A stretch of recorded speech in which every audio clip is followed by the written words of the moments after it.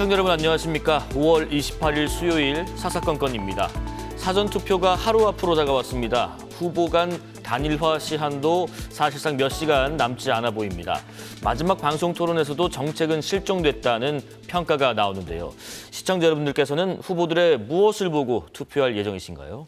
오늘 정치권 소식 더불어민주당 중앙선대위 배종호 공보특보, 국민의힘 중앙선대위 김동원 대변인과 함께합니다. 어서 오십시오. 안녕하세요. 안녕하세요. 자, 이 얘기부터 잠깐 먼저 해보겠습니다. 지금 김동원 대변인님, 지금 단일화 관련해서 네. 이 시한이 이제 몇 시간 남지 않았다라는 얘기가 있고, 뭐 막판 가능성도 있다, 혹은 뭐 이미 물 건너갔다. 예. 어느 쪽으로 보시는지요? 예, 막판 단일화 가능성에 저희들은 그 주시를 하고 있습니다. 네. 가능성 여부는 시간이 가면 갈수록 점점 뭐 줄어들고 있는 것만은 사실입니다만은 바로 지난번 대선 때도 윤석열 후보와 안철수 후보 간의 단일화가 극적으로 성사된 것이 마지막 TV 토론 끝나고 2시간 뒤에 심야에 이루어진 거 기억이 나실 겁니다. 예. 어제 마지막 TV 토론이 끝났고 이제 여론조사 깜깜이 기간을 거쳐서 불과 내일하고 모레가 이 부재자 투표, 사전 투표가 예. 이루어지지 않습니까? 그 전에 하면은 효과는 극대화가 되겠습니다만은 6월 3일 본선거가 있기 때문에 약간의 그 효과의 최대화를 포기를 한다면은 바로 6월 2일까지는 시간이 남아 있다. 그리고 지금 상황에서는 뭐 잠시 후에 여론조사 어떤 그 추세를 보겠습니다만은 네.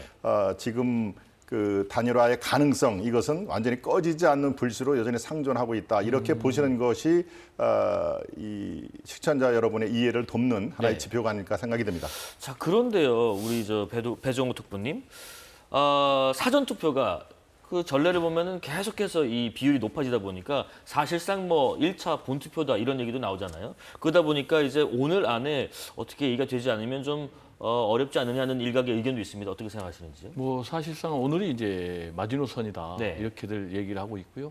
말씀하신 대로 지난번 대선에서도 윤석열 그리고 안철수 두 후보가 오늘 이제 단일화를 했기 때문에 예. 오늘이 넘어가면은 사실상 단일화는 물 건너간 것이다, 불가능하다라고 얘기를 할 수밖에 없고요. 네. 더구나 이제 지난번하고 더 양상이 다른 게 지난번 대선 때는 이제 안철수 후보가 단일화의 가능성을 열어두는 행보를 한 반면에 네. 이번에 이제 이준석 후보 같은 경우는 단일화는 없다라면서 시종일관 같은 메시지 어제 하루 동안 두 차례 네. 긴급 기자회견해가지고 내란 세력과의 단일화는 없다, 100% 단일화는 없다, 망상이다 이렇게 얘기를 했음에도 불구하고 지금도 우리 대변인께서 단일화 가능성을 얘기한 것은 그만큼 뭐 절박하구나라고 해석을 할 수도 있고 네. 두 번째로는 그만큼 굉장히 불리하구나. 단일화가 안 되면은 대선이 필패라고 국민의힘에서는 이제 생각하고 있는 것이 아닌가 네. 이렇게 생각이 되고 저는 이 상황에서는 국민의힘에서도 지금 엇박자가 나왔잖아요. 김용태 비대위원장 같은 경우 사실상 이제 3자 대결 구도에서 승리해야 된다라고 비대위원장이 얘기하고 있는데 또 우리 대변인께서는 다른 목소리를 내니까 네. 그럼 지금 뭐 자중질환의 정당의 모습, 캠프의 모습이 아닌가 이렇게 생각이 되고요. 네네. 어느 정도 좀 금도가 있어야 되는데 이런 상황의 단일화의 가능성과 요구는 제가 볼 때는 정치 스토킹, 정치 폭력에 가깝다. 네. 저는 좀 예의를 지킬 필요가 있다라는 말씀 좀 드리고 싶습니다. 단일화 관련 여론조사 보면서 또 의견 들어보겠습니다. 제가 잠시만 말씀을 예, 드려야 예. 될 것 같은데요. 이 당내 어떤 그 자중질환 아니냐, 비대위원장과 당의 공식 선대위 대변인이 말이 좀 다른 거 아니냐 이런 취지로 말씀을 하셨는데 어떤 배경에서 그런 말씀을 하시는지는 제가 충분히 이해가 갑니다만은 아까 얘기했듯이 절박함 맞습니다. 예, 그만큼 절박하고 또 단일화가 이루어지지 않을 경우에는 불리하다. 이거는 뭐 수치가 증명한 거 아니겠습니까? 예, 그렇지만 단일화가 만약에 끝내 앞으로 6일이라는 시간이 남아 있습니다. 네네. 선거에서는 6일이라는 것이 길면 긴 시간이고 짧으면 짧은 시간이지만 충분히 어떤 반전의 계기는 만들어 놓을 수 있는 그런 시간이거든요. 자, 그렇다면 만약에 단일화가 불발될 경우에는 이른바 독자 생존론, 독자 승리론 뭐 이런 것들을 당연히 다 플랜 B, 플랜 C로 갖고 있는 것입니다. 네. 그러니까 무슨 6일밖에 안 남았는데 당내에서 저렇게 말이 엇갈리지라고 바라봐 볼 것은 아니다. 아까 얘기한 것 중에서 제가 한 가지는 공감을 합니다. 그만큼 이재명 후보의 민주당 세력의 고스란히 위험한 대한민국을 낭떠러지로 끌어가는 것을 우리가 막기 위해서는 6.12라는 시간을 우리는 최대한으로 활용을 해야 된다. 그만큼 절박하다라는 말씀은 다시 한번 강조를 드립니다. 같은 주제에 대해서 자, 반론권이 네, 있어야 될 것 같아요. 보면서 제가 또 그렇게 여쭤볼게요. 할까요? 준비한 걸 또 보겠습니다. 대통령 선거가 본투표 6일 앞으로 이제 다가왔고요. 오늘부터 여론조사 공표 금지 기간이고 어제까지 조사된 여론조사만 공표가 가능한데 공표 금지 기간 돌입 직전에 발표된 KBS 여론조사부터 살펴보겠습니다. 자, 지금 보시는 지표는 직전주 지표와 그리고 지난 25일부터 27일 동안 진행한 여론조사 결과고요. KBS 의뢰로 한국리서치가 실시한 조사입니다. 자, 보면은 이재명 후보가 45, 김문수 후보가 36, 이준석 후보가 10, 권영국 후보가 1. 이 지표상에 나타나지 않습니다만 제가 설명을 좀 드립니다. 자, 보면은 직전 조사에서보다 이재명 후보는 4%포인트 정도 하락했고요. 김문수, 이준석 후보는 각각 2%포인트씩 상승을 했습니다. 없가거나 모른다, 무응답도 여전히 7, 8% 정도 나타나고 있는 상황입니다. 전국 만 18세 이상 남녀 1,000명을 대상으로 전화 면접 방식으로 조사를 했습니다. 표본 오차는 95% 신뢰 수준에 플러스 마이너스 3.1%포인트고요. 자세한 사항은 중앙선거 여론조사 심의위원회 홈페이지를 참조하시면 됩니다. 연속해서 하나만 더 보면서 말씀 나누겠습니다. 자, 지금 보고 계신 거는 리얼미터에서 발표된 여론조사 내용입니다. 리얼미터는 이재명 후보 49.2, 김문수 후보 36.8, 이준석 후보 10.3의 지지율을 나타내고요.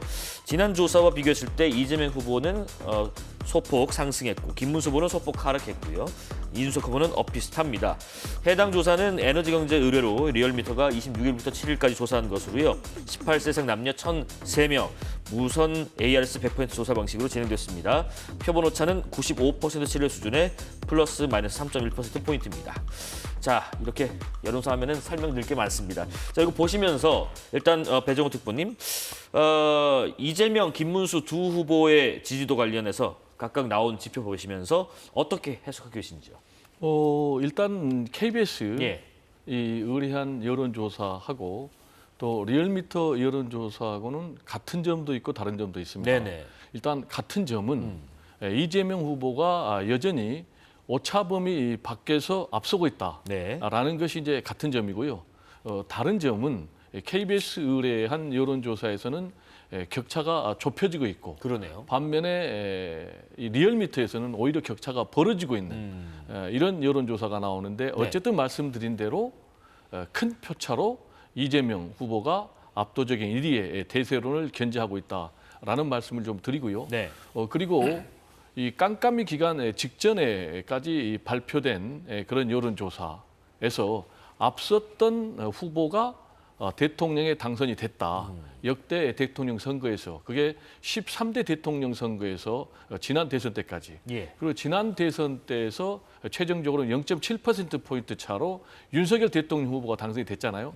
그때도 마지막 여론조사에서 갤럽 여론조사인데 윤석열 후보가 1%포인트 앞선 것으로 나와서 그대로 됐기 때문에 이런 여론조사의 예측은 한 번도 틀린 적이 없다.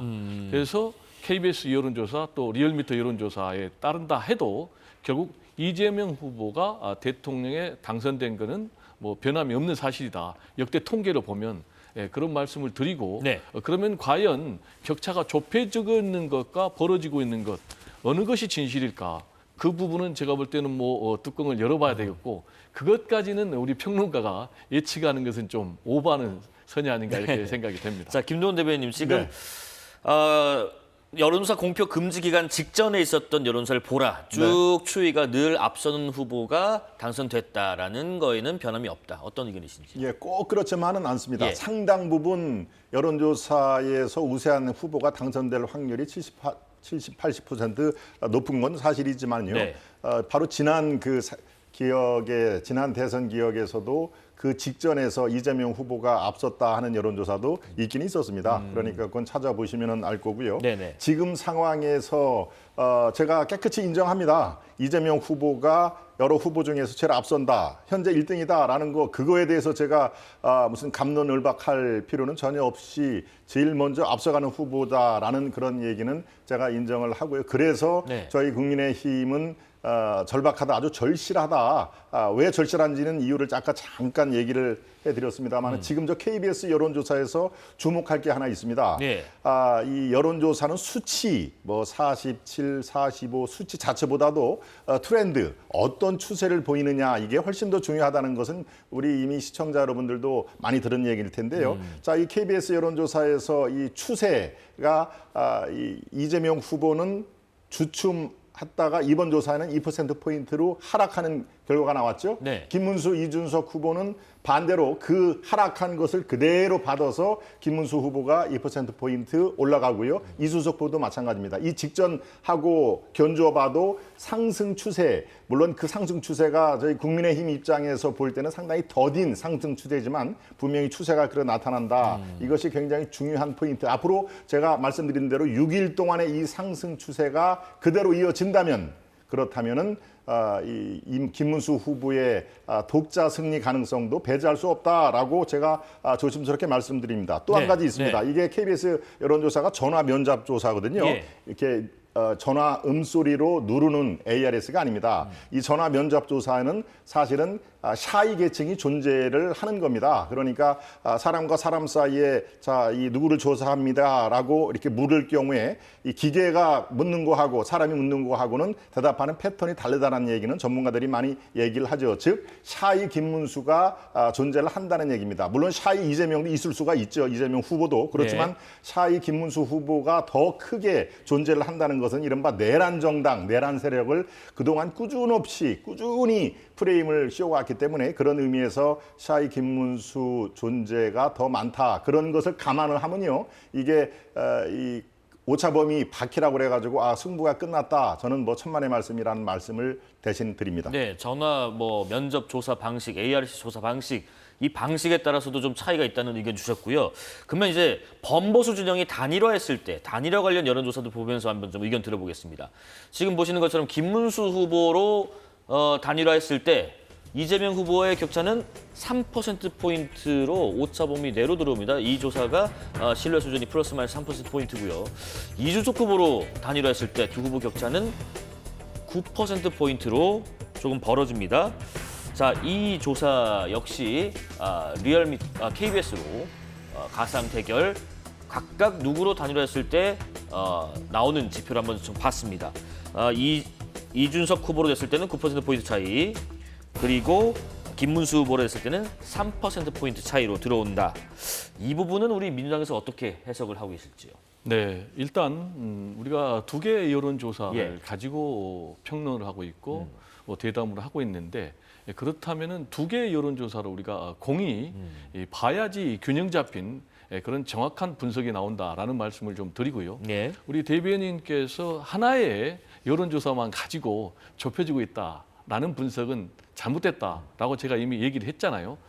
리얼미터 여론조사에서는 오히려 격차가 벌어졌다. 그래서 두 개의 여론조사를 우리가 함께 봐야 된다라는 좀 말씀을 좀 드리고 싶고요. 네. 그리고 양자 대결 여론조사 가상이죠. 이것도 역시 두 개의 여론조사를 함께 봐야 된다. 그런데 이 두 개의 여론조사도 공통점이 있는 것은 역시 단일화를 해도 이재명 후보를 이기는 후보는 아무도 없다. 김문수 후보로 단일화되든 또는 이진숙 후보로 단일화되든 이 말씀을 좀 드리고 싶고 네. 그리고 KBS 한결 리서치 의뢰한 양자 여론조사에서 보면은 좀 격차가 상대적으로 적은 것은 사실이다. 이재명 44, 그리고 김문수 41, 네. 3%포인트. 그리고 이재명, 이준석 하면 3대 34 이런 상황. 네네. 그렇지만은 아까 제가 말씀드린 리얼미터를 보면 이재명, 김문수가 52대 41, 무려 11%포인트 차가 나거든요. 네네. 그리고 이준석 후보하고 하면은 14%포인트가 납니다. 그래서 양자 대결로 해도 아주 압도적으로 이기거나 또 유리하게 좀 상대적으로 나온 여론조사를 봐도 이재명 후보가 이기는 것으로 나온다라는 말씀을 드리고 네. 이런 여론조사 결과가 나온 결정적인 이유는 이번에 조기 대선의 성격이 결국 윤석열 전 대통령의 12.3 비상계엄 내란으로 촉발된 그런 선거이기 때문에 이번 대선의 시대 정신은 역시 내란 종식, 내란 세력 심판, 내란 정당 심판의 성격이 담겨 있기 때문이 아닌가. 그리고 지금까지 한 번도 변함없이 여론조사를 보면은 탄핵을 해야 된다라는 된다라는 국민 여론이 한 60% 정도 나오고요.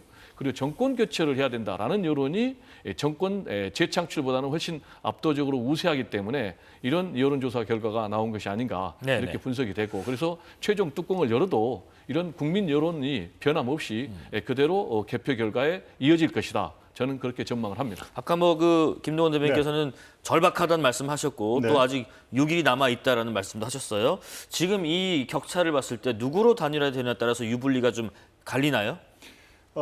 그거는 김문수 후보로의 단일화가 되는 것이 이 승리 확률을 훨씬 높인다는 건 수치가 얘기를 하고 있습니다. 그러고요. 더 중요한 것을 제가 말씀을 드립니다. 아까 3%포인트 KBS 여론조사를 뭐 저는 더 신뢰할 수밖에 없는 상황인데요. KBS 여론조사에 3%포인트로 이재명 후보가 앞서는 건 분명합니다만은 이게 오차 범위 안에 들어있다는 얘기는요. 통계학에 보면은 누가 앞섰다고 할 수가 없다는 얘기하고 똑같습니다. 예. 이거는 오차 범위를 벗어났다 그럴 경우 통계학적으로 누가 우위다 열이다라는 것이 증명이 되는 것이지만 이게 2% 3%로 오차 범위 안에 포지셔닝이 되면요. 누가 앞선다고 얘기할 수가 없다. 이게 바로 통계학의 언어입니다. 그러니까 이건 설문조사를 어떤 식으로 워딩을 바꾸느냐에 따라서 앞뒤가 뒤바뀔 수 있다 하는 얘기니까요. 이재명 후보가 앞서고 있다 하는 얘기를 할 수가 없다는 얘기하고 똑같습니다. 이거는 뭐 통계학의 깊은 얘기를 제가 드릴 수는 없습니다만 아주 쉽게 그렇게 얘기를 한 거기 때문에 점차 격차를 좁혀가고 있다라는 얘기는요. 오늘 우리가 다르지는 않지만 6천 명의 표본 집단 오늘 그 공개가 된 얘기입니다. 이거는 뭐 제가 구체적인 수치를 안 드리겠습니다만 중앙선거관리심의위원회 홈페이지 들어가면 나옵니다. 무려 보통 1,000명 정도가 모집단인데요. 6,000명을 대상으로 한 게 오늘 발표된 게 있습니다. 거기에다도 그 추세라든가 이 격차가 줄어듦 이것은 뚜렷하게 나와 있으니까요. 제가 아까 말씀드린 대로 6일 동안의 깜깜이 기간에 민심의 그 대전환은 어디로 방향을 틀 수를 우리는 알 수가 없다. 그러니까 수치 앞에서 겸허해야 된다. 이런 말씀을 다시 한번 드립니다. 알겠습니다. 말씀해 주신 것처럼 그 자세한 사항은 중앙선거여론조사심의위원회 홈페이지를 참조하시고요. 오늘 그 이런 이벤트가 있었습니다. 국민의힘과 새미래민주당 이 대선에서 승리할 경우에 공동정부 구성과 즉각 개헌에 공식적으로 합의하는 모습이 있었는데 특히 백특보님께서는 새정치민주연합 창당할 때 또 멤버셨는데 지금 새정치민주연합의 최고위원 출신 새미래민주당 전병헌 대표와 국민의힘 김용태 비대위원장 간의 공식 합의가 있었습니다. 이거 어떻게 보셨는지? 제가 볼 때는 굉장히 좀 기괴한 결합이다라는 예. 좀 말씀을 드리고요. 당명에 새미래 민주연합이라고 민주자가 들어가 있지 않습니까? 예, 예.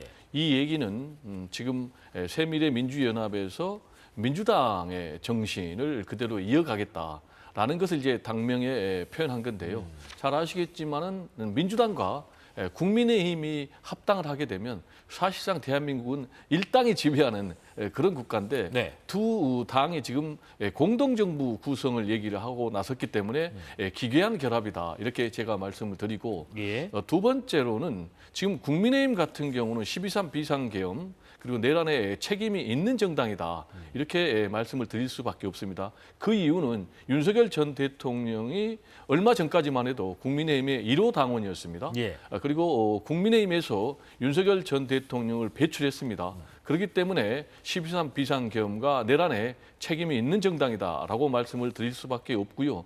그리고 윤석열 전 대통령이 3년 동안 국정을 하는데 일방통행식의 국정 운영을 했을 때 국민의힘은 사실상 수직적 관계에서 윤석열 전 대통령의 폭정에 대해서 아무런 제동을 걸지 못했다. 네. 그러다 보니까 급기야 이제 12.3 비상계엄, 내란이라는 비극까지 이어졌다라는 점에서 책임을 물을 수밖에 없는 그런 정당이다라는 말씀을 드리고 네네네. 윤석열 전 대통령이 12.3 비상계엄 했을 때 국민의힘이 즉각적으로 계엄 해제를 의결하는데 앞장섰느냐. 오히려 계엄 해제 의결 표결장에 대부분이 나타나지 않았어요.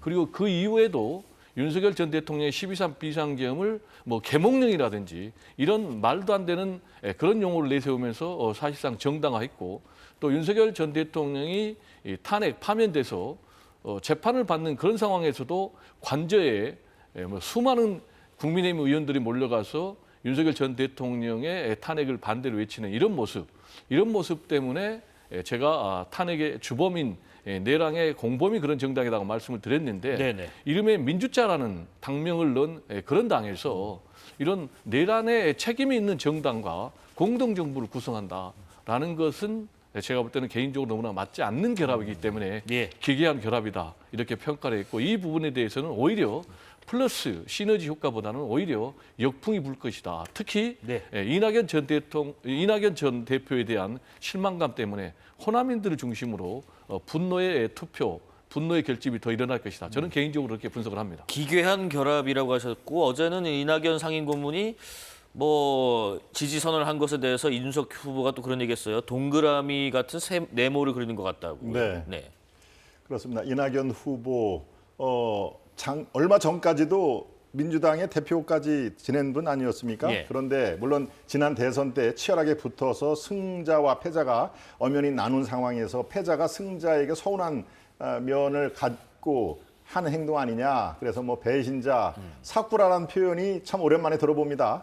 얼마 전까지 자당의 대표까지 지낸 분을 사쿠라라고 즉시 이렇게 받아치는 모습을 보고 저는 정말 통합을 외치면서 하루에도 수십 번 통합을 외치는 이재명 후보와 그 민주당에 대해서 참 국민 통합을 외칠 자격이나 있느냐 하는 생각이 들고요.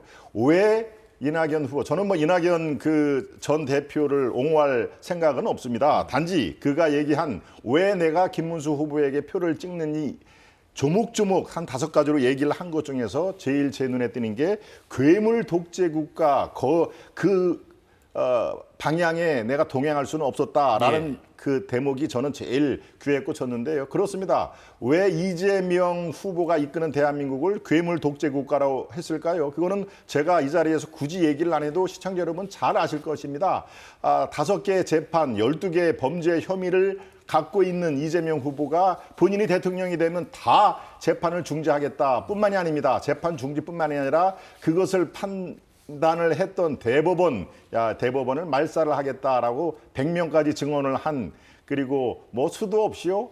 입법, 사법 행정을 완전히 소나기에 넣은 상태에서 대한민국을 정말 낭떠러지로 몰고 갈 매우 위험한 세력이다. 그래서 귀물자를 붙인 거 아니겠습니까? 네네. 그런 명확한 이유가 있기 때문에 김문수 후보를 낸 거 그게 명분 아니겠습니까? 명분이 없는 걸 우리는 야합이라고 하고 사쿠라라고 하는 것입니다. 아무런 명분이 없이 다음 총선에서 공천이나 받는 그런 것이 야합이자 사쿠라인데요.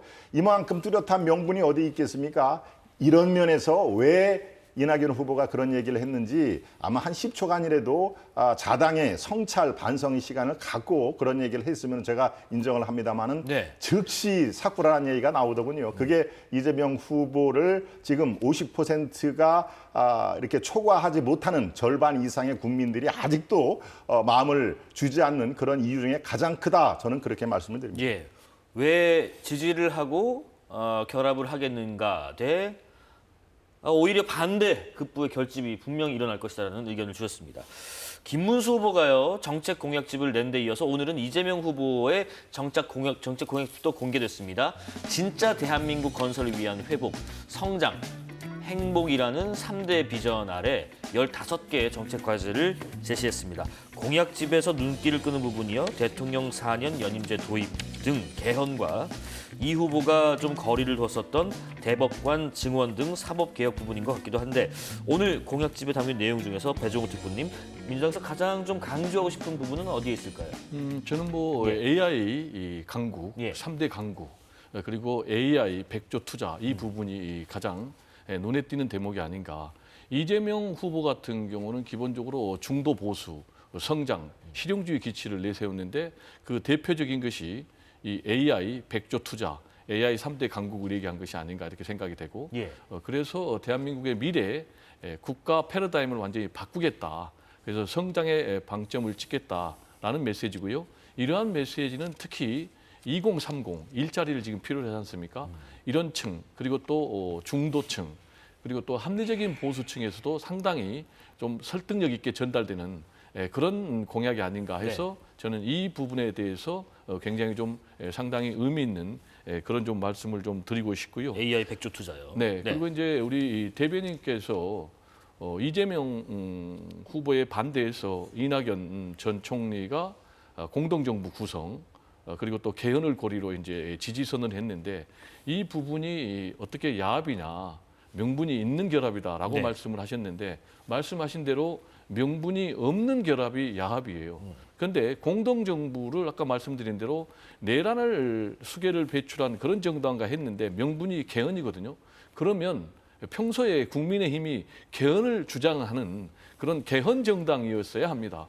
근데 지금까지 쭉 국민의힘의 행보를 보면 사실상 개헌을 반대했어요. 잘 아시겠지만 개헌을 현실적으로 추진하기 위해서는 대통령 임기 초반에 해야지 가능합니다. 임기 후반에는 개헌을 추진한 힘이 없기 때문에 그래서 문재인 전 대통령 시절에 임기 초반에 네네. 정부로 이 개헌안을 발의를 했는데 이 부분에 대해서 국민의힘이 반대해가지고 자동 폐기가 됐다. 그리고 윤석열 전 대통령이 3년 동안 임기를 본인이 꾸려가는 과정에서 개헌의 개짜도 내놓지 않았다. 그런데 지금 선거에 임박해서야 개헌 카드를 지금 들이밀고 있기 때문에 개헌에 대한 진정성이 전혀 없고 네네. 개헌에 대한 진정성이라든지 그동안의 태도를 전혀 보여주지 않은 그런 정당과 개헌을 명분으로 이 결합을 했기 때문에 이거는 야합이다. 그리고 또 왜 변절자들의 야합이냐라고 말씀드리면 김문수 후보 같은 경우도 노동운동에서 지금 극우 정치인으로 완전히 변절을 해버렸거든요. 그리고 또 이낙연 후보 같은 경우, 이낙연 전 총리 같은 경우도 김대중 전 대통령이 동아일보 기자실에 발탁을 해가지고 노무현 전 대통령이 대변인했고 네네. 문재인 정부의 초대 총리까지 됐거든요. 그러니까 그 사람의 모든 정치 역정, 오늘의 이낙연이 있기까지는 다 민주당이 도와줬기 때문에 가능한데 이런 부분을 그냥 이재명 개인에 대한 미움 때문에 다 팽개치고 사실상 제가 개인적으로 볼 때는 정치적인 자살을 선택한 건데 네. 매우 안타깝고 차라리 이럴 바에는 홍준표 전 시장처럼 깨끗하게 정계 은퇴를 하는 것이 더 이상 국민들에게 추한 모습을 보이지 않는 그런 길이 아닌가 네. 좀 안타깝게 생각합니다. 조금 논의 범위를 좁혀서 말씀을 저희가 들어보겠습니다. 일단은 국민의힘 관련 공약은 어제 윤희숙 여의도 연구원장이 나와서 저희가 설명을 좀 들어봤고요. 혹시 방금 말씀하신 것에 있어서 국민의힘이 그동안 개헌을 사실상 반대해왔다는 입장에 대해서 보태실 말씀 있으시면 제가 한 당연히 30초 보탤, 정도 드리겠습니다. 많이 있습니다. 예. 선거를 앞두고 개헌 카드를 꺼낸 반개헌 정당 아니냐라는 취지의 말씀을 하셨는데요. 지금 민주당의 개헌 투기가 가동이 됩니까? 그거 하나만 일단 먼저 여쭙겠습니다. 개헌 투기는요.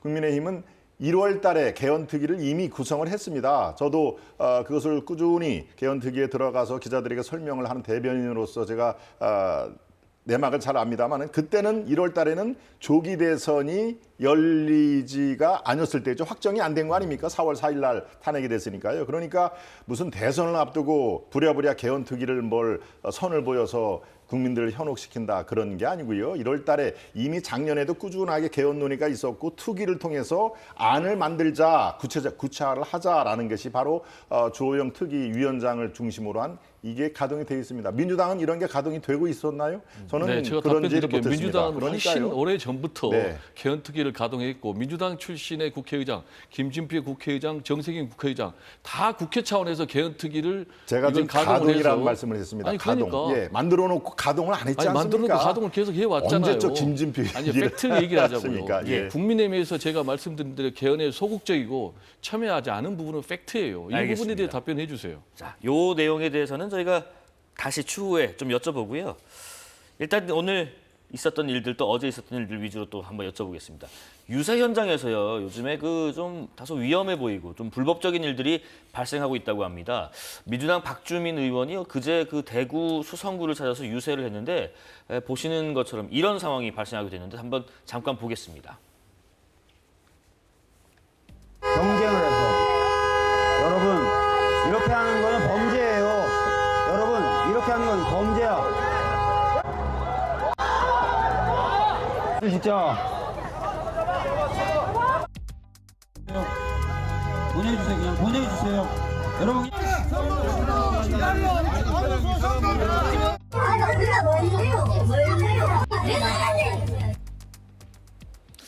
그 어떤 유세 현장에 이제 경적 소리가 굉장히 크게 들리면서 이제 유세 운동하시는 분들이 선거 운동하시는 분들이 같이 이렇게 차를 막다가 이제 좀 서로 좀 엉키는 그런 상황이 있었던 것 같아요.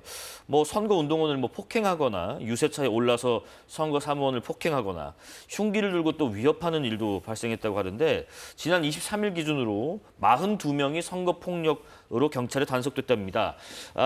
지지하는 후보가 좀 다를 수 있고 생각이 좀 다를 수 있습니다만은 저렇게 연설을 좀 어렵게 하는 등의 선거 운동을 방해하거나 폭행을 할 경우에 보시는 것처럼 이 공직선거법에 따라서 선거의 자유 방해죄에 해당돼서 여러 조항으로 처벌이 또 그 징역형이나 벌금형이 가볍지 않습니다. 중한 범죄라를 사실 좀 잘 모르시는 것 같은데 의견 각각 좀 들어보겠습니다. 네, 공직선거법 제237조를 보면은 선거운동 방해, 선거운동 폭행은 10년 이하의 징역, 상당히 중형이지 않습니까? 그럼 이제 이게 왜 중형이냐? 결국은 이거는 민주주의에 대한 폭행, 민주주의에 대한 협박이거든요. 그러니까 우리 사회의 질서 자체가 붕괴되는 거죠. 그래서 이렇게 엄단하고 있는데 안타까운 것은 앵커께서 지금 말씀하신 대로 굉장히 이 정치 사범들이 많이 늘어나고 있어요. 선거 사범들이. 네. 그래서 벽보 훼손과 같은 경우는 지금 690명이 적발이 됐는데 이게 지난번 대선보다 2배나 늘어난 거라는 거예요. 그러면 왜 이렇게 정치 사범, 선거 사범이 늘어나고 있느냐라는 것은 그만큼 대한민국의 정치 양극화가 심각하다. 네. 정치 대결 또 정치 혐오가 심각하다. 진영 간의 다툼 이게 심각하다라는 것의 반증이고요. 결국 이런 것은 윤석열 전 대통령 시절에 굉장히 심화됐다. 왜냐? 윤석열 전 대통령이 국민 통합을 주장하고 선도하기보다는 결국 이제 검찰권을 동원해 가지고 야당 탄압, 정적 죽이기에 나서면서 정치 혐오, 정치적 양극화가 굉장히 심각하게 됐거든요. 네네. 그러다 보니까 대선이 결국 실시가 됐는데 이 대선도 그런 모습이 그대로 지금 반영이 되고 있다. 그래서 이 부분에 대해서는 저는 개인적으로 바람은 지금이라도 여야 모든 대선 후보들이 정치 폭력, 추방, 공동선언 그리고 또 상생의 정치 공동선언 이런 걸 좀 했으면 좋겠어요. 알겠습니다. 개인적으로는 어제 3차 TV 토론에서 좀 했으면 좋겠는데 네네. 정치적인 쌈박질만 하고 이런 걸 제안하는 후보가 한 명도 없어서 좀 네. 상당히 아쉬웠습니다. 하여튼 뭐 정치 혐오 양극화는 우리가 좀 고쳐야 될 고질병인데 점점점 선거가 가까워질수록 좀 분위기가 좀 고조되고 있는 거는 좀 사실인 것 같습니다. 그렇습니다. 예. 저는 지금 화면에 나온 저런 선거를 방해를 하는 거 저거는 있을 수가 없습니다. 만일에 저분이 경적을 울리고 하는 분이 국민의힘을 위해서 민주당 선거운동을 방해했다라고 하면은 잘못된 그 생각입니다. 저거 생각을 고치시길 바랍니다. 생각을 고치는 것뿐만 아니라 범죄 행위라는 얘기는 맞습니다. 그러니까 저걸 계기로 네. 저런 화면은 더 이상 보지 않아도 되는 그런 상황이 되는 것이고요. 네네. 이 적개심이 갈수록 심화된다라는 것은 제가 피부에 너무나 잘 알고 있습니다. 저는 대변인이기도 합니다만은 청주 흥덕의 지역 당협위원장을 하는데요. 이 현수막을 지역에 걸으면요. 이 반대편 쪽에서 야유를 합니다. 현수막 걸을 때뿐만이 아니라 침을 뱉는 이 분도 계십니다. 그걸 보면은 무슨 화가 나는 게 아니라 참 마음이 아프다. 이게 이 정치권의 뭐 반성뿐만이 아니라 정말 이것은 석고 대제를 해야 될 부분이고요. 네. 우군 아니면 적군이다. 극단적인 정치 혐오 이거는 저를 포함해서 정치권에 정말 한번 이 반성의 시간을 가질 정도로 너무나 심각한 상태다라는 네. 말씀을 드립니다. 사회 통합이 점점 큰 과제가 된 것 같습니다. 자, 어제 저녁에 아까 잠깐 언급하신 마지막 TV 토론회가 있었습니다. 관련 영상도 저희가 좀 추려봤거든요. 한번 보고 이어가겠습니다.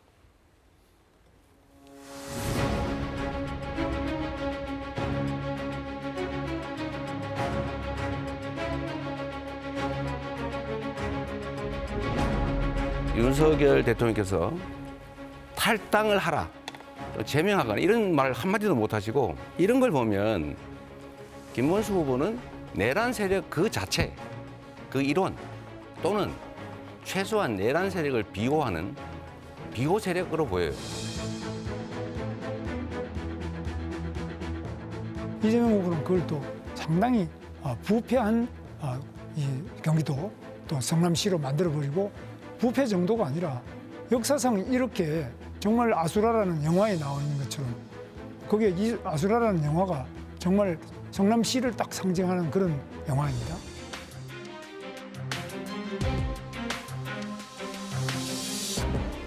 본인의 호텔 경쟁을 방어하기 위해 가지고 공산주의자의 철학을 들고 와서 가르치려고 드시느냐. 저는 이게 의아하거든요. 이 해프닝에 대해 가지고 어떻게 본인이 이 루카스 자이제의 사상을 알게 되었으며 잘못 설명한 것에 사과하실 의향이 있는지 궁금합니다.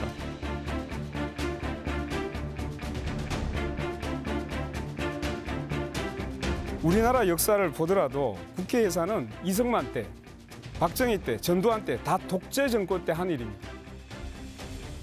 이준석 후보의 이 얘기는 독재 정권으로 돌아가자는 얘기로 들려요. 40대 윤석열을 보는 것 같아서 매우 유감입니다.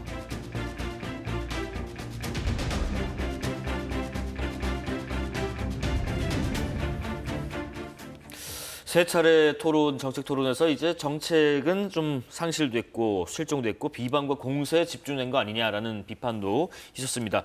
두 분은 각 후보들의 토론 내용들 또 토론의 어떤 그 과정들 10점 만점에 몇 점 정도 주시겠습니까? 네, 뭐 팔은 안으로 굽는다고 안경께서 말씀을 주었으니까 네. 제가 점수로 이 김문수 후보와 이준석 후보는 8점에서 9점 정도 점수를 후하게 주셨네요. 네. 예, 마지막 토론답게 품격과 물론 뭐 이준석 후보의 어떤 뭐 성적 발언 이거는 좀 이따가 다룰지는 모르겠습니다만 예. 글쎄요 이재명 후보는 높게 줄래야 줄 수가 없습니다. 5점, 6점 정도로 왜 그러느냐? 이 동문서답 얘기가 제가 하나, 둘, 셋, 넷 손으로 꼽다가 나중에 10손가락이 모자라서 포기를 할 정도로 그리고 질문을 하면 그거에 대해서 답변을 짧게라도 하고 넘어가야 되는데 아예 답변을 안 합니다. 당신은 뭐 했습니까? 라고 역질문을 하는 거 또 한 가지 있습니다. 내란 세력, 내란 준동, 내란과 기본사회 이 두 가지 빼면은 뭐 별 할 얘기가 없는 것 같습니다. 지금 내란 세력으로 내란 정당으로 규정을 해놓고 어제도 숱하게 얘기를 했는데요. 지금 재판이 진행 중입니다. 이 탄핵과 내란은 기본적으로 헌법에 다르게 나와 있는 거 아마 잘 아실 겁니다. 판결을 지켜본 후에 최종 판결이 나올 경우에 내란 세력을 그렇게 여러 번 쓰시기를 바랍니다. 내란과 기본사회의 기본 두 가지만 집중해서 이 되뇌이는 스테레오 타입의 토론이었다. 그런 의미에서 5점으로 저는 줄 수밖에 없다. 이런 말씀드립니다. 8, 9점과 5, 6점 이렇게 주셨습니다. 네, 저는 뭐 특정 후보에 대해서 평점을 매기면 공정성과 객관성이 전달되기 어렵기 때문에 예. 총체적으로 평가를 하면 낙제점을 면하기 어렵다. 일단 뭐 60점 밑으로 오면은 낙제점인데 제가 볼 때는 뭐 50점 미만의 그런 TV 토론이 아니었나. 특히 네. 이제 1차, 2차 TV 토론보다는 3차 TV 토론이 이제 마지막 토론이어서 그런지 네거티브 인신 공격이 더 심각을 했거든요. 그래서 전체적으로 완전히 진흙탕 싸움이었다. 근데 이제 이재명 후보는 좀 왜 저렇게 소극적이냐라고 할 정도로 자제하고 절제하는 모습이었는데 만약에 이재명 후보까지 이런 뭐 네거티브 인신 공격에 맞장구를 쳤다면 완전히 진흙탕 싸움이 됐을 것이다. 라는 말씀을 좀 드리고요. 예. 개인적으로 좀 아쉬운 부분은 이게 윤석열 전 대통령의 12.3 비상계엄 내란으로 지금 초래된 그런 대선이기 때문에 어떻게 하면은 이런 잘못된 비상계엄이 일어나지 않도록 통제할 수 있겠는가. 이런 방법이 좀 논의돼야 되는데 그런 부분이 전혀 없었다는 것 하나. 그리고 정치적인 양극화가 지금 뭐 완전히 심각해서 상대 후보를 악마하는 그런 모습이 어제 TV 토론에서도 여실히 증명이 됐는데 이 국민 통합, 이 정치 통합에 대한 구체적인 해법은 없이 오히려 더 상대를 악마하는 모습이 난무해서 예. 굉장히 좀 안타까웠다라는 알겠습니다. 말씀을 드립니다. 예. 설명을 좀 하나 들어보고 싶은 게 있네요. 지금 이재명 후보는 김문수 후보 향해서요.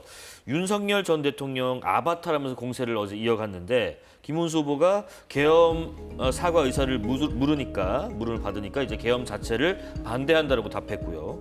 내란 동조범이라 부르는 건 언어 폭력이다라고 하면서 계엄은 계엄이고 내란은 다른 거다 했습니다.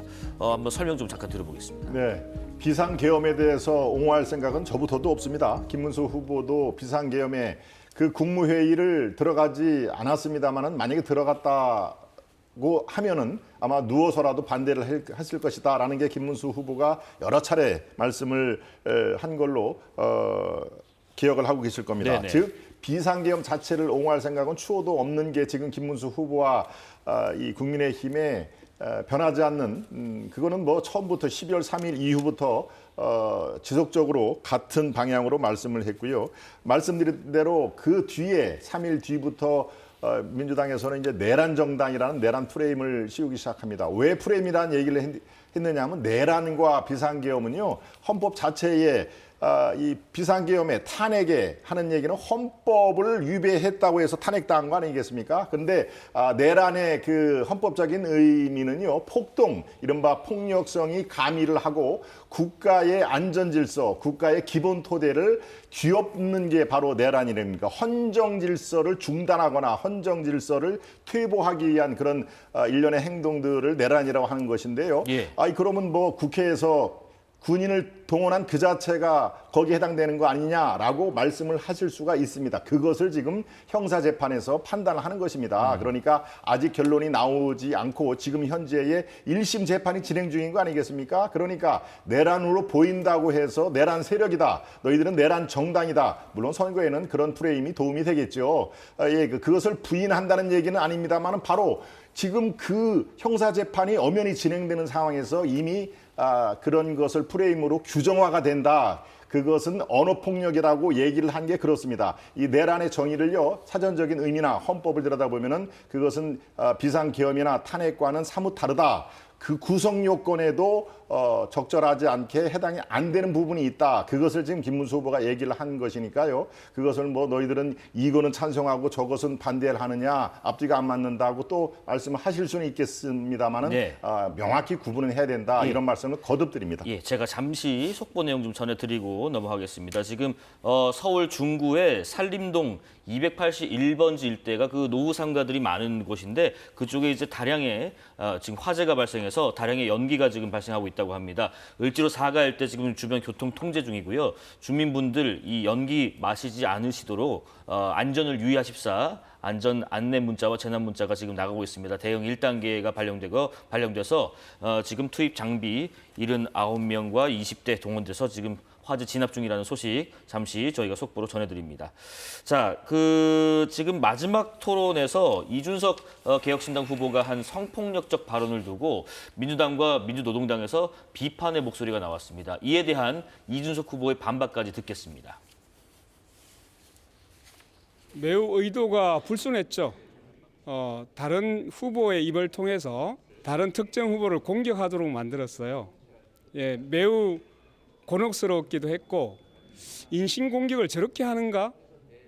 도대체 정치를 어떻게 배웠는지 잘 이해가 안 됐습니다. 국민들이 보는 데서 그게 낯뜨거운 이야기를 하고 있는 정도의 자질이라면 오히려 본인이 사퇴해야 되는 거 아닌가라는 생각이 들 정도였습니다. 선거 방송에서 아이들까지 지켜보고 있는 그 생방송으로 진행되는 그 토론 현장에서 차마 이 자리에서조차도 입에 담기 어려운 발언을 꺼내면서 저열한 언어 폭력을 행사한 것에 대해서는 이준석 후보의 그 폭력 행위에 대해서는 도저히 용납할 수가 없는 것이 아니냐.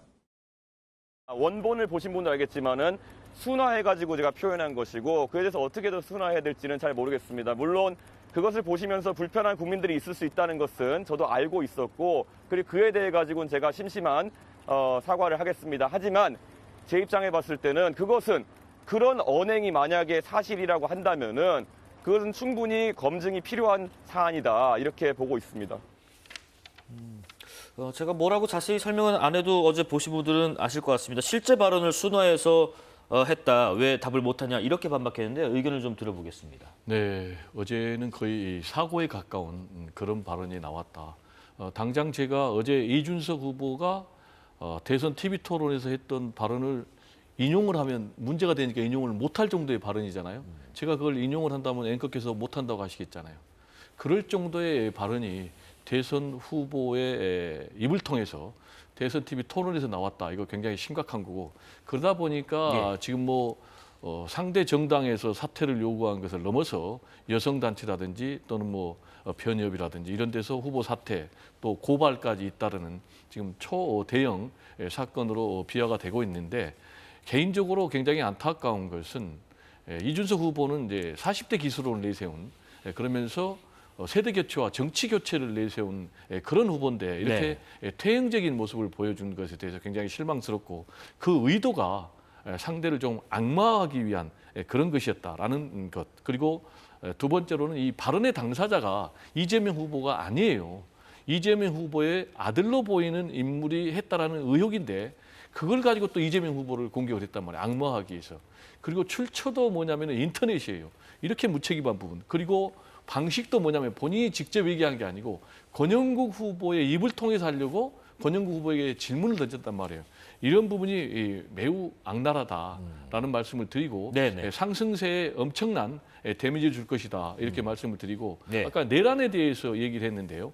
지금 내란 재판이 진행 중이니까 내란이라고 단정하면 안 된다 이렇게 얘기하면 이걸 어느 국민이 과연 동의를 하겠습니까? 그러면 박근혜 전 대통령도 파면이 돼가지고 결국 형사재판에 넘겨져서 유죄 판결을 받았는데 그때도 그러면은 유죄라고 단정하면 안 된다라는 논리하고 똑같잖아요. 알겠습니다. 군대를 동원해서 국회를 장악을 했는데 이게 국토 참철이고 또 국토 문란에 해당되는 딱 떨어진 내란이기 때문에 이걸 그렇게 강변하면 할수록 국민들은 외면할 것이다라는 말씀 좀 드립니다. 일단 그게 맞다 아니다 같이 판단은 개인적인 의견이시지만은 재판 중이다라는 말씀을 하신 것 같고요. 이준석 후보의 어떤 그 발언에 대해서 의견을 잠깐 듣겠습니다. 네, 저는 뭐 한마디로 적절하지 못한 성적 표현이다라는 것에는 동의를 합니다. 그런데 왜 저런 얘기를 꺼냈을까 여러 가지 시각으로 분석을 할 수는 있겠습니다. 마지막 3차 토론이라는 점이 아마 저런 공중파 방송을 통해서 국민들께 알려야 되겠다라는 생각을 했는데요.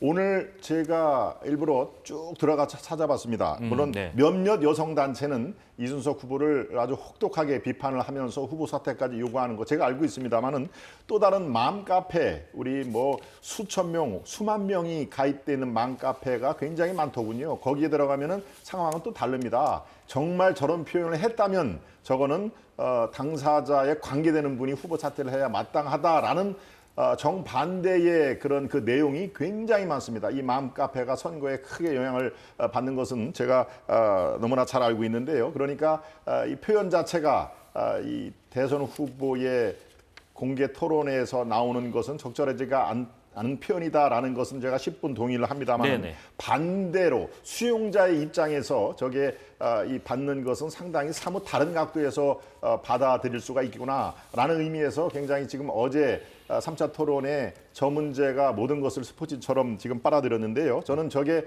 글쎄요. 지금 이준석 후보를 코너에 몰지 아니면 이준석 후보가 당초 예정됐던 쪽에 상당한 데미지를 입힐지 이것은 오롯이 국민들 유권자의 판단의 몫이다라는 말씀으로 강조를 드립니다. 자, 내일부터 앞서 말씀드린 것처럼 이틀 동안 사전투표가 진행이 됩니다. 이재명 후보는 서울에서 사전투표를 예고했고 김문수 후보도 이재명 후보의 지역구인 인천 계양을에서 사전투표에 참여한다고 합니다. 개혁신당 이준석 후보와 민주노동당 권영국 후보도 사전투표를 독려하고 있는 상황인데요. 이게 사전투표율에 따라서 좀 선거 결과도 좀 달라지는 것 같은데 일단 재외국민 투표율은 79.5%로 이 제도 도입된 이래 가장 높았다고 합니다. 열기가 좀 있나 보네요. 일단 투표율이 높아지면 높아질수록 이재명 후보에게 유리하다. 저는 그렇게 전망을 합니다. 그 이유는 아까도 잠깐 언급을 했지만은 국민 여론이 반드시 탄핵을 해야 된다. 내란을 심판해야 된다라는 여론이 압도적이고 정권 교체를 해야 된다라는 여론이 정권 재창출 여론보다 훨씬 앞서기 때문에 투표율이 높으면 높을수록 이런 국민 여론이 그대로 수렴이 되기 때문에 이재명 후보에게 유리할 것이다. 라는 말씀을 좀 드리고요.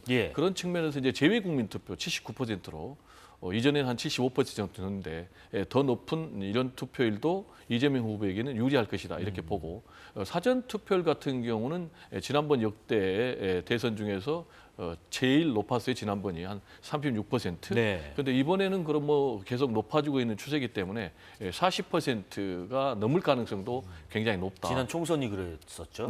그러면 이제 이 부분도 결국은 이재명 후보에게는 굉장히 유리한 그런 부분이다. 왜냐하면 전체 투표율이 높아질 가능성이 높기 때문에. 그리고 두 번째로는 지금 보수에서는 사전 투표를 좀 기피하는 그런 현상 아니겠습니까? 특히 이제 김문수 후보 같은 경우는 사전투표제 폐지 공약까지 내세웠어요. 이 사전투표제 폐지 공약을 내세운 배경은 다들 잘 아시겠지만은 사전투표를 하면은 부정선거가 가능할 수 있다라는 이제 부정선거 음모론하고 연결된 건데 이런 무책임한 공격을 좀 하는 부분은 굉장히 제가 볼 때는 바람직하지 않고 네. 그러다 보니까 이 부분에 대해서 계속 밀고 나가야 되는데 그러면은 보수 지지층이 사전투표에 참여 안 하면은 전체 투표율이 저조하게 되면 자신에게 불리하니까 결국 자신이 또 사전투표에 참여하잖아요. 자기 모순에 해당되잖아요. 네네. 또 그리고 국민의힘에서도 지금 사전투표를 독려하잖아요. 이런 부분이 지금 자기 모순에 해당되는 것인데 저는 김문수 후보가 부정선거 음모론을 좀 더 이상 확대 조장하는 그런 언행은 좀 안 해줬으면 좋겠고 예. 그런 맥락에서 사전투표제 폐지 공약은 폐지하는 것이 맞다. 네네. 이런 좀 개인적인 말씀을 드립니다. 이런 이유에서 사전투표를 김문수 후보가 하는 건가요? 일부는 맞고 또 일부는 제가 또 보완을 해드려야 되겠네요. 네네. 사전투표 의혹을 꺼내면서 왜 본인은 사전투표를 한다고 하느냐라는 뭐 얼뜻 보면은 그렇게 궁금증을 가질 수는 있습니다만은 한 가지 간과를 한 게 있습니다. 이번에 사전투표는 당력을 총동원해서 우리가 감시 감독을 할 것입니다. 그런 의미에서 저도 저 김문수 후보도 내일 이재명 후보의 지역구인 인천 계양이죠. 계양을 해서 사전투표를 할 것입니다. 거기에 또 원희룡 당협위원장이 있는 곳입니다. 거기에서 사전투표 이번에는 한번 정말 이것이 국민적인 의혹이 있는지 없는지 우리 당력을 총동원하겠습니다라는 강조 포인트가 거기에 있는 것입니다. 예. 사전투표 많은 분들이 적지 않은 분들이 의혹을 제기하면은 그 의혹을 풀어야 되는 거 아니겠습니까? 그래서 선관위와 감사원을 동원해서 이걸 풀읍시다 하는데 제대로 지금 그게 협조가 안 된 거 아마 잘 알고 계십니다. 그러니까 이게 앞뒤가 상호 모순되는 것은 아니다. 이번에 사전투표에서 중도 또는 보수 쪽에서 대거 보이콧을 하면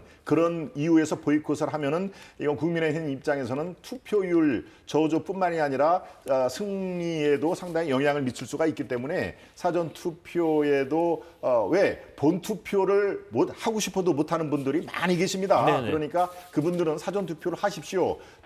당의 총력을 기울여서 우리가 이번에는 똑똑히 감시 감독을 하겠습니다라는 일관된 메시지고요. 네. 아까 말씀하신 사전 투표율 저도 일정 부분 동의를 합니다. 투표율이 높을수록 이재명 후보가 유리한 거는 맞죠. 그런데 조금 더 포커싱을 더 집중해서 분석을 해보면은 30대, 40대 민주당의 친우호적인 그런 지지층이 대거 참여를 하면은 이재명 후보가 당연히 유리할 수밖에 없습니다. 그렇지만 이번에 보통 총선 때 그런 현상이 뚜렷하게 나타나죠. 20대 이 층에서 잘 참여를 안 하는 부분이 있는데요. 바로 이 같은 김문수 후보가 앞장서서 우리 그래도 합시다라고 하면은 20대, 60대, 70대들이 대거 참여를 하면은 사전 투표에서 우리가 이 기존의 관행을 뛰어넘는 그런 그 사전 투표의 승리를 못하더라도 본선거에서는 충분히 가능성이 있다라는 그런 전략에서 나오는 것입니다. 주제 바꿔보겠습니다.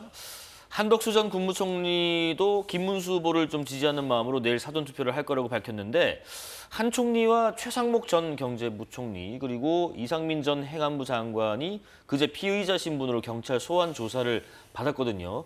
그간 이분들이 증언해온 계엄당일 행적이 국무회의가 열린 대통령실 대접견실의 CCTV 영상과 좀 다른 부분이 있는 것을 경찰이 확인을 하고 재소환한 거로 전해졌는데 국회 행정안전위원회 소속 더불어민주당 윤건영 의원의 관련 발언 듣고 오겠습니다.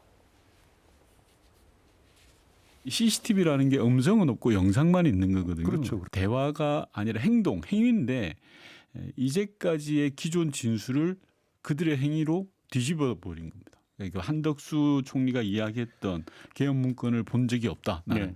그리고 최상목은 쪽지 형태로 받긴 받았는데 나도 안 봤다라는 거고 이상민은 단전단수 쪽지가 저 멀리 있었는데 얼핏 보니까 뭐 그렇게 뭐 그런 거였다라는 건데 이걸 완전히 뒤집는 영상입니다. 사전에 포고령도 받고 네. 단전단수와 관련된 지시도 받았다라는 걸 입증하는 영상으로 보여집니다.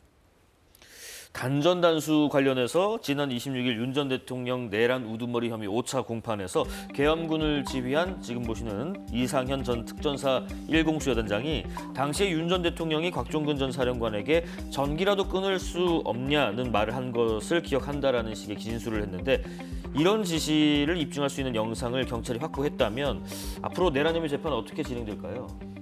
지금 전체적으로 굉장히 윤석열 전 대통령에게 불리하게 진행되는 것 아니겠습니까? 네.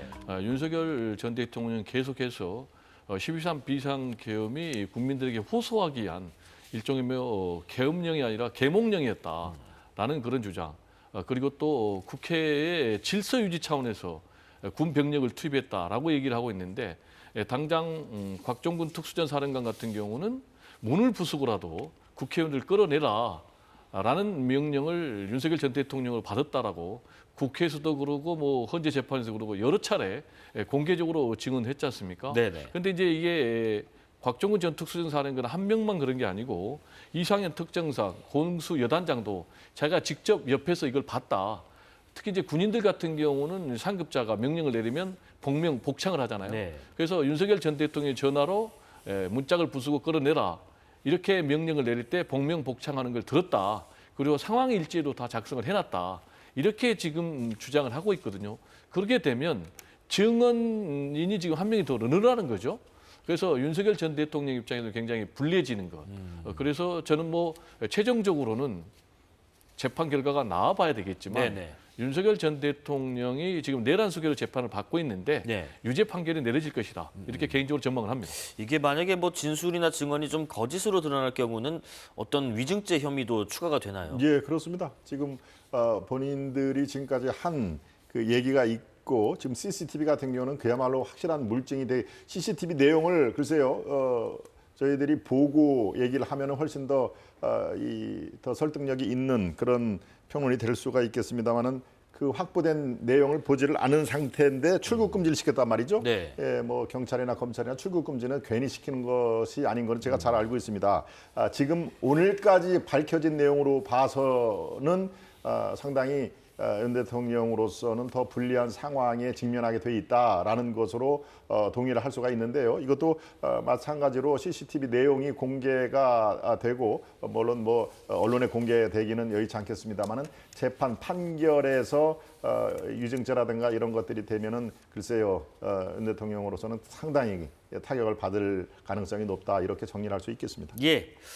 자, 지금까지 정치권 그리고 법조 관련 소식 더불어민주당 중앙선대위 배정호 공보특보, 국민의힘 중앙선대위 김동원 대변인과 함께했습니다. 고맙습니다. 네, 감사합니다. 5월 28일 수요일 사사건건 여기까지입니다. 시청해주신 여러분 고맙습니다.